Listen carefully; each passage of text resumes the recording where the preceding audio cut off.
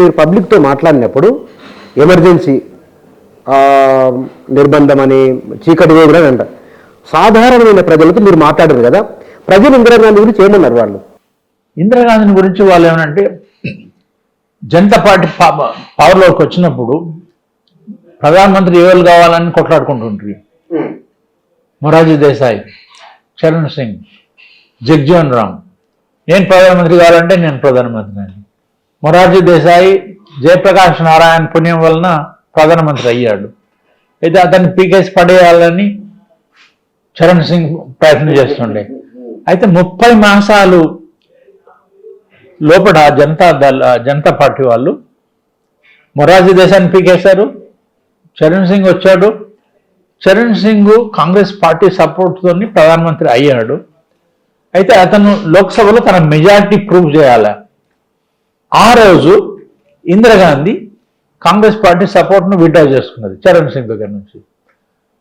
So అతను పార్లమెంట్కు పోకుండానే రాజీనామా చేసేసారు. ఓకే, అప్పుడు నీలం సంజయ్ రెడ్డి ప్రెసిడెంట్గా ఉండే. అయితే ఎలక్షన్స్ అనౌన్స్ చేశారు డిసెంబర్. అతన్ని ఆగస్టులో అనుకుంటాను చరణ్ సింగ్ రిజైన్ చేయాల్సి వచ్చింది. అతను రిజైన్ చేసిన తర్వాత నీలం సంజయ్ రెడ్డి అన్నారు, మేము డిసెంబర్లో ఎలక్షన్స్ పెడదామని, లోక్సభ ఎలక్షన్స్. ఇంతలోపట నేను పోయి జగ్జీవన్ రామ్ను ఇంటర్వ్యూ చేశాను. జగ్జీవన్ రామ్ అతను తర్వాత హెచ్ఎన్ బహుగుణ కొంతమంది కాంగ్రెస్ ఫర్ డెమోక్రసీ అని ఒక పార్టీ పెట్టిండ్రు గ్రూప్. కాంగ్రెస్ ఫర్ డెమోక్రసీ అని. సో నేను పోయి అడిగాను. అయితే అందరూ అనుకుంటుంటే మీరు ప్రధానమంత్రి కావచ్చునని. ఏమైంది మరి నీలం సంజయ్ రెడ్డి గారు మిమ్మల్ని ప్రధానమంత్రి ఎందుకు చేయలేదు? మీరు దళిత్ కాబట్టి మిమ్మల్ని చేయలేదా అని ఒక ప్రశ్న అడిగాను. అతను అవును, నేను దళిత్ కాబట్టి అతను నన్ను ప్రధానమంత్రి కానీయలేదు. తర్వాత ఇంకొక సంగతి చెప్పాడు. కాంగ్రెస్ పార్టీ విభజన ఇందిరాగాంధీ చేసినప్పుడు నేను ఇందిరాగాంధీతో ఉంటుంది, ఆయన వేరే పార్టీలో ఉండింటారు, నిజలింగప్ప వాళ్ళంతా ఉంటారు కదా. దానివల్ల నా మీద కోపం, అందుకని నన్ను ప్రధానమంత్రి కానీయలేదు అని చెప్పాడు. అయితే that was an interesting statement. Somebody could not become the prime minister because is Dalit అని. సో నేను ఇంటర్వ్యూ పబ్లిష్ అయ్యే ముందరనే నేను పత్రిక పేపర్ రిలీజ్ కాకముందే యుఎన్ఐకి పిటిఐకి ఆ ఇంటర్వ్యూ పంపించాను. సో వాళ్ళు they picked up the story. Jagjivan Ram అంటున్నాడు తన దళిత్ కాబట్టి దేశ ప్రధానమంత్రి కాలేకపోయాడు అని. That is a front page story. మరి so it calls the sensation in the country. అయితే ఆ సమయంలోనే హెన్రీ కిస్సింజర్ అని అమెరికా విదేశాంగ మంత్రి. నేను ఇక్కడికి వస్తాను మళ్ళీ. ఆ జగ్జీవన్ రామ్ ఇంటర్వ్యూ సంచలనమైందా? సంచలనమైంది. ఇట్ క్రియేటెడ్ సెన్సేషన్ కదా. అప్పుడు ఇందిరాగాంధీ ఏమన్నారు దానిపై? ఇందిరాగాంధీ ఏమన్నదో నాకు తెలియదు, కానీ సంచలనమైంది, పత్రికలలో ఫ్రంట్ పేజ్ స్టోరీ వచ్చింది అనమాట. Right, okay. ఇక్కడ మనం ఒకసారి వాళ్ళ బాంబేకి వద్దాం, పూణేకు. పూణేలో సాధారణ ప్రజలు ఇందిరాగాంధీ గురించి ఏమనుకున్నారు? ఎమర్జెన్సీ ఇందిరాగాంధీ గురించి వీళ్ళకు అవకాశం ఇస్తే 30 మాసాలల్లా వాళ్ళు ఒకళ్ళొకటి కొట్టుకొని చచ్చిపోతున్నారు. వీళ్ళకు దేశాన్ని నడపడం చేత కాదు. కాబట్టి ఇందిరాగాంధీయే ఈ దేశానికి సరైన నాయకురాలు, మళ్ళీ ఆమెకు మేమే ఓటేస్తామని. తర్వాత ఆవిడ అప్పుడు అధికారంలో లేకుండే, శాఖ మిషన్ ఇయరింగ్స్ బ్రహ్మాండంగా నడుస్తుండే. ఆమె ప్రధానమంత్రిగా ఉన్నప్పుడు కొడుకు ఇట్లా చేసిండు, అది ఇది వగేరా వగేరా.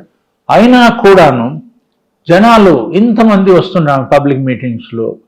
జాగజాగలో మేము బొంబాయి నుంచి పూనాకు పోయేటప్పుడు ప్రతి 5, 10, 15 కిలోమీటర్లలో ఊర్లు ఉంటాయి కదా, జనాలు అంత రోడ్డు మీద వచ్చి జమ అయి ఉంటుంటారు. ఆమె కారు ఆపి మాట్లాడడము, మీరే కాంగ్రెస్ పార్టీకి ఓటు వేయండి, ఈ జనతా పార్టీ వాళ్ళకి దేశాన్ని నడిపించడం చేత కాదు, అది ఇది ఏదో చెప్తుండే అనమాట. అయితే దానివలన ఒకటి అర్థమైంది నాకు, ప్రజలకి జనతా పార్టీ దేశాన్ని నడిపించే విధానం గురించి నచ్చలేదు.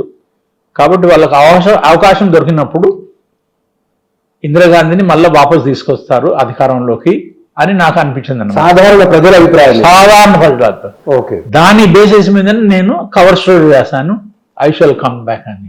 సంచలనం అది. కిషింజర్ దగ్గర కానీ. కిషింజర్ అన్నారు. సో 1971లో బంగ్లాదేశ్ వార్ అయినప్పుడు అమెరికా రాష్ట్రపతి రిచర్డ్ నిక్సన్ ఉండే, అతని విదేశాంగ మంత్రి సెక్రటరీ ఆఫ్ స్టేట్ అంటారు హెన్రీ కిసింజర్ అని ఉండే అనమాట. అయితే 78 వరకు అతను నిక్సన్ ఓడిపోయాడు, అది వాటర్ గేట్ స్కాండల్ అంతా అయింది. అయినా కిసింజర్ ఒక పుస్తకం రాశాడు, మై వైట్ హౌస్ ఇయర్స్ అని, తన అనుభవం గురించి. అది లండన్ సండే టైమ్స్ వాళ్ళు పబ్లిష్ చేస్తుంటారు. దాన్ని హెరాల్డ్ ఎవెన్స్ ఎడిట్ చేశాడు అనమాట. అయితే వాళ్ళ పేజ్ ప్రూఫ్స్ పంపించారు ఇండియా టుడేకి. ఇండియాలో అప్పుడు మీరు ఇండియా టుడే ఎడిటరా? ఇండియా టుడే ఎగ్జిక్యూటివ్ ప్రొప్రైటరీ తనకు తానే ఎడిటర్ అంటుండే అనమాట. సో ఆ పేజ్ ప్రూఫ్స్ పంపించారు. అమెరికాలో టైమ్ మ్యాగజైన్ వియట్నాం గురించి ఒక పోర్షన్ పబ్లిష్ చేసుకుంటున్నారు. అయితే మిగతా చాప్టర్స్ అన్ని మీకు ఇష్టమైనది చేసుకోండి, దానికి మీరు 3,000 pounds ఇవ్వాలని. 3,000 pounds అంటే it is lot of money in those అనమాట. సో ఆ పేజ్ ప్రూఫ్స్ అన్ని తీసుకొచ్చి నా ముందర పెట్టిండు అరుణ్ పూరి. మరి వీళ్ళు చైర్మన్, కంపెనీ ఓనరు, తర్వాత ఎడిటర్ కూడా. అది మరి దీంట్లో ఏమైనా ఉన్నదా మనం వాడుకునే ఇది ఉన్నది నేను చూశాను. చాప్టర్ హెడ్లైన్స్ చూస్తే ఇండో పాక్ వార్ ఆఫ్ 1971 అని ఉంది. అది ఒక 10,000 word చాప్టర్ అన్నమాట. దాంట్లో నిక్సన్ పాకిస్తాన్ తరఫుదారి సింపతి, ఇండియాకు వ్యతిరేకంగా అతనికి ఫీలింగ్స్ ఉండే, ఇందిరాగాంధీ అంటే నిక్సన్కు అసలే ఇష్టం లేకుండే. తర్వాత 7th ఫ్లీట్ యుద్ధం జరుగుతున్నప్పుడు అమెరికాది మన దగ్గరికి పంపించిండు అనమాట. ఇదంతా ఈ విషయాలన్నీ దాంట్లో గ్రాఫిక్గా డిస్క్రైబ్ చేసింది అనమాట. అప్పటి వరకు ఎవరికి తెలీదు అమెరికా ఒక పాలసీ పాకిస్తాన్ తరఫుదారి తీసుకొని ఆ యుద్ధం అయినప్పుడు అట్లా చేస్తుంది. ఆ సంగతి ఎవరికి తెలియదు మన దేశంలో. అప్పుడు అన్నాను అరుణ్ పూరితోని, మనం ఈ చాప్టరు పబ్లిష్ చేద్దాం, 10,000 శబ్దాలు ఉన్నాయి దాన్ని. అంటే దాన్ని 3 portionsగా ఇన్స్టాల్మెంట్ చేసి ఇందిరాగాంధీని హెన్రీ కిసింజర్ వచ్చినప్పుడు, ఢిల్లీకి వచ్చినప్పుడు ఆమెతో కలిసి ఉండే ఒక కవర్ ఫోటో పెట్టి exclusive to India today by henry Kissinger, why Nixon followed a pro-Pakistan policy during the 1971 war, అది ఇది అని పెట్టండి.